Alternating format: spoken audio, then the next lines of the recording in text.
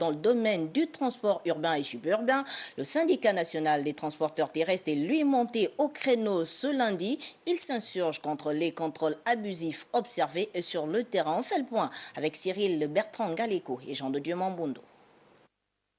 Ils disent suivre et respecter les mesures barrières édictées par les plus hautes autorités du pays pour freiner la propagation du Covid-19 sur l'ensemble du territoire national.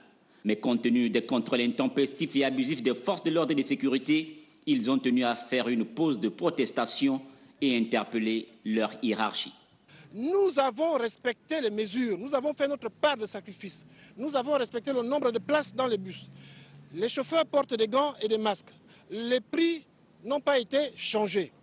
Mais il se trouve qu'aujourd'hui, les policiers n'arrêtent pas de prendre 1000 francs à chaque poste de contrôle.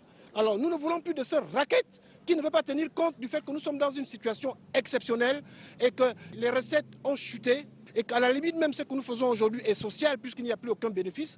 Et on a un directeur général des transports terrestres qui prend des mesures unilatérales. On a une police qui ne veut pas respecter la période exceptionnelle et nous disons que trop c'est trop, il faut que cela s'arrête. À la Direction générale des transports terrestres, les autorités sont unanimes et voudraient que toutes les parties prenantes s'asseyent autour d'une même table pour chercher à vaincre ensemble un ennemi invisible et permettre à chacun de survivre.